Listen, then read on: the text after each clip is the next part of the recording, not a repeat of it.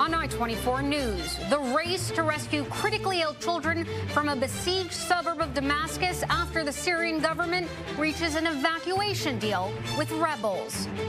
Plus, pressure mounts on Palestinian Authority President Mahmoud Abbas, with Saudi Arabia reportedly pushing him to stop slamming the Trump administration.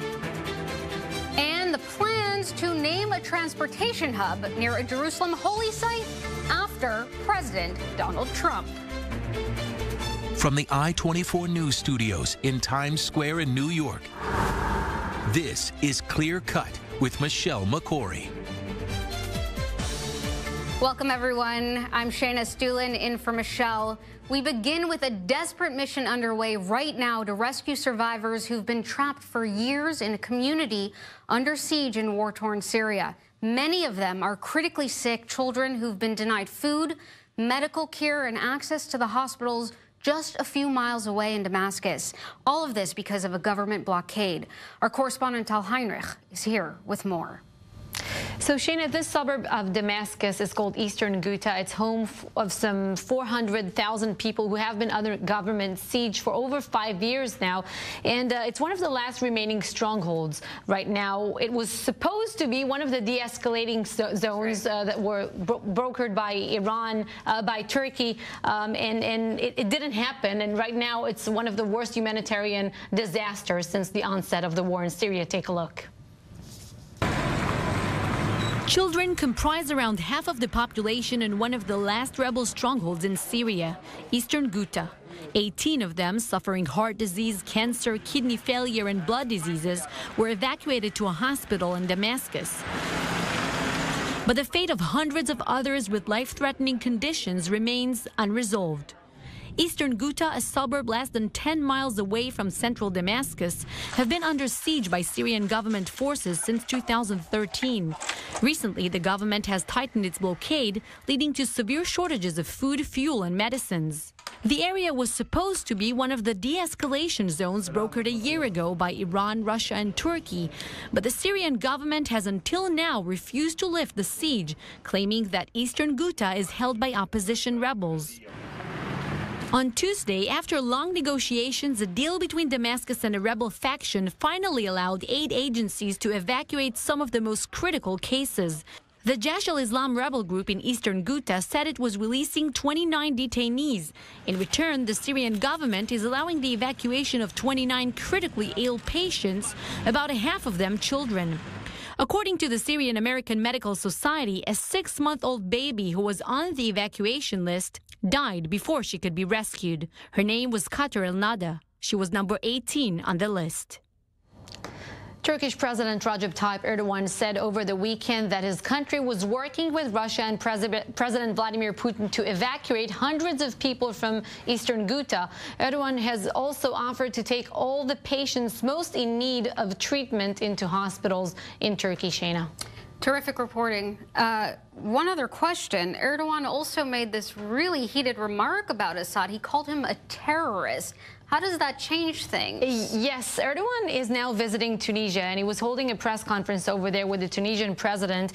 Over there, he said that Syrian President Assad is a terrorist who has carried out state terrorism, and he added that it is impossible for the Syrian peace efforts to continue with President Assad still in power. It's pretty remarkable that he said these things out publicly, the way he put it out. Sure. And then the response from the Syrian government, from the Syrian Foreign Ministry, came very, very quickly.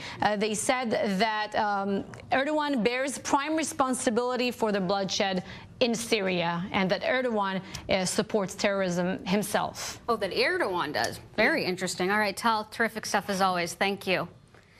All right, and joining me now is Ryan Mauro, national security analyst with the Clarion Project. Thanks for coming on. Thanks for having me.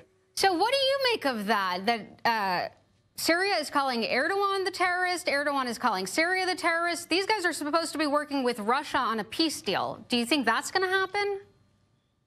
Well, in a weird way, I have something in common with the people you mentioned because I've been calling them all terrorists.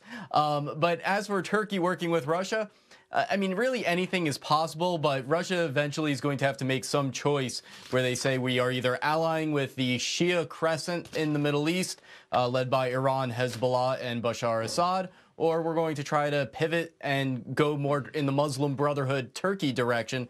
They're going to have to make that choice. But I've got to say, as complex and difficult as the situation in Syria is, one of the things that really bothers me about is I think that my future grandchildren are going to look at my generation and say, what were you doing? We're ashamed of what you did here. And that's bothersome. Well, speaking of your future grandchildren or Americans in general, where is the U.S. in all of this? The U.S. has had a bit of a schizophrenic foreign policy, as a top official in Bahrain called it under the Obama administration, but it's been going on longer than that. I mean, after the Soviet Union fell, what we should have said was, well, we've learned what our weapons are. They are ideological in nature, and applied that strategy towards other adversaries, including Syria, including Iran.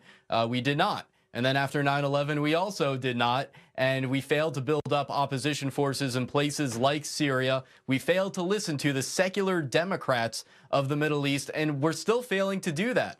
2 weeks ago, the head of the Foreign Affairs Department of the Iraqi Kurdish government wrote an op-ed in an English news outlet saying, look, we've got about 2 million refugees and internally displaced persons here. We're welcoming them, we're vetting them, and we're doing it for a fraction of the cost that it costs the West. We are obviously the solution, but the West and the Iraqi government are not providing the Kurds with the financial support that they need. So if you want a solution to this, or what comes closest to a solution, the Kurds are offering themselves, and we are continuing to slap them in the face in return.